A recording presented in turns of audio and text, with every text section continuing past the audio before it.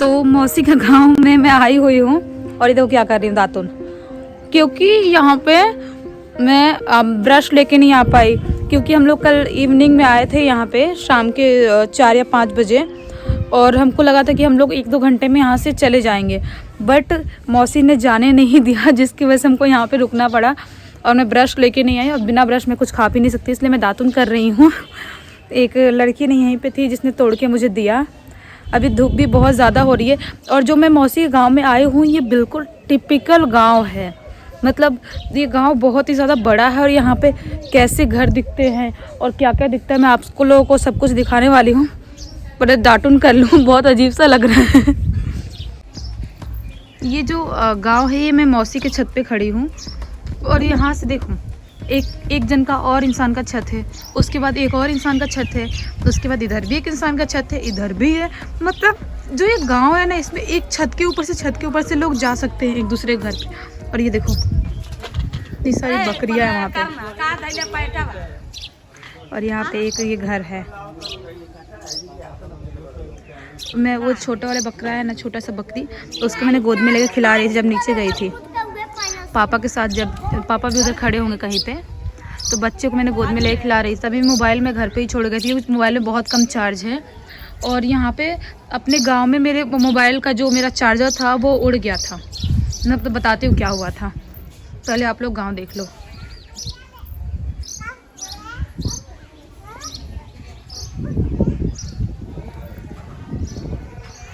बहुत ही हरियाली है और सुंदर दिखता है गांव ऐसे, मतलब बहुत शांत माहौल है, बहुत अलग माहौल है, शांत बिल्कुल।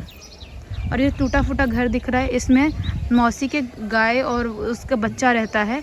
और ये वाला मौसी का घर जिसमें मैं खड़ी हूँ वो पुराना घर है और ये नया घर है।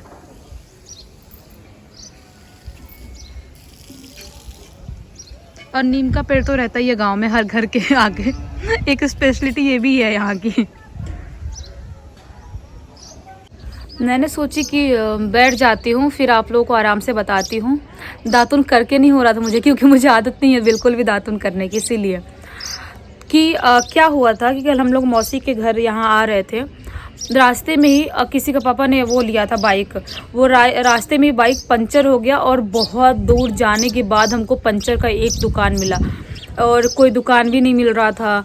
1-1.5 किलोमीटर दूर चल के गए और गाड़ी को खींच के लेके जाना पड़ा। एक तो पापा का बॉडी भी हैवी है और उनके पैर में चोट भी लगा है, और पीछे का टायर पंचर हुआ जिसकी वजह से गाड़ी खींच नहीं रही थी।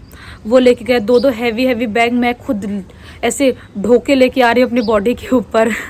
उसके बाद पंचर का दुकान मिला, फिर हम लोगों ने बनवाया, उसके बाद चढ़ के आए।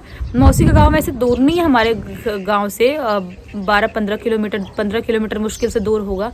बट अगर रास्ते में आपका गाड़ी वाड़ी कुछ ख़राब हो गया गांव में तो फिर लग जाती है। गांव में मतलब 1-2 चीज़ें ऐसी होती है जो थोड़ा ऐसा लगता है कि यार अब तो फंस गए अपन, ऐसा हो जाता है। और शहर में क्या है, एकदम नज़दीक है, हर 10 कदम पे कोई ना कोई पंचर वाला या कोई ना कोई दुकान कुछ ना कुछ मिल ही जाता है, लेकिन वो गांव में ऐसा पॉसिबल नहीं है।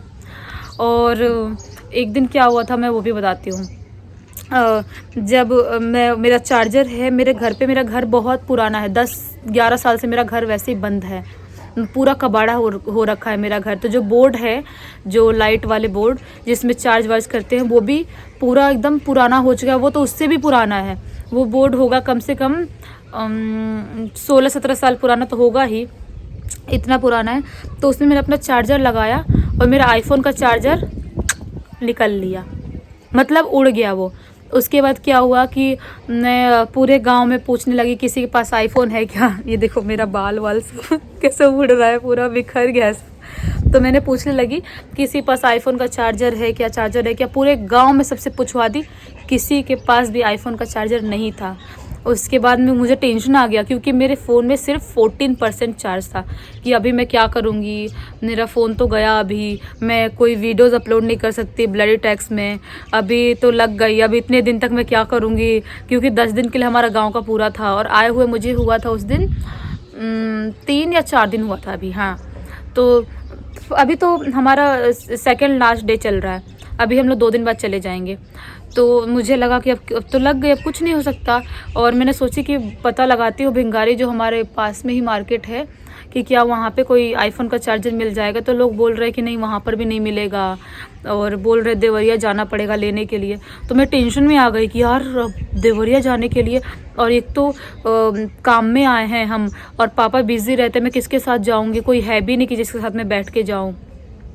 तो उसके बाद एक हमारे डॉक्टर बाबा हैं जो हमारे दादाजी लगते हैं, वो ले गए मेरा चार्जर और किसी को दिए बनाने के लिए। तो उसने बना के दिया है, टेम्परेरी बना के दिया है, ऐसे ही कि मतलब उसको आप बिना हिलाए डुलाए चार्ज में लगा रहे हो तो धीरे धीरे चार्ज होगा, अगर हिल विल गया तो फिर समझ लो वापस से गया।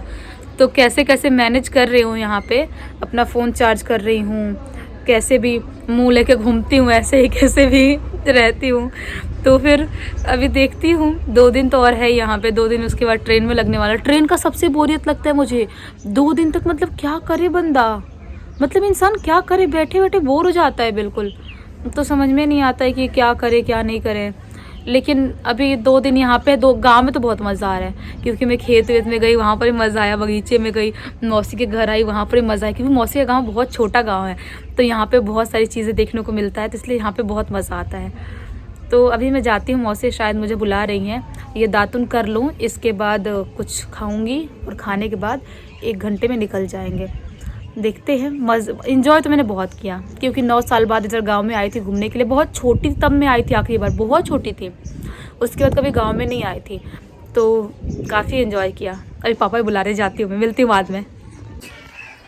अभी मैं और पापा दोनों मौसी के घर से निकलने वाले हैं, और निकल के अभी अपने घर जाएंगे। 12-15 किलोमीटर दूर हमारा घर होगा, ज़्यादा दूर तो है नहीं, तो हम पहुँच जाएंगे तब।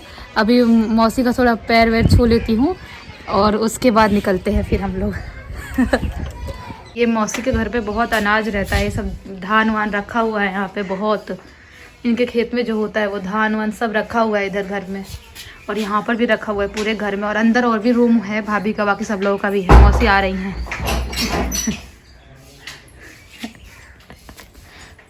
जाते नहीं मौसी, क्यों ना हम भाई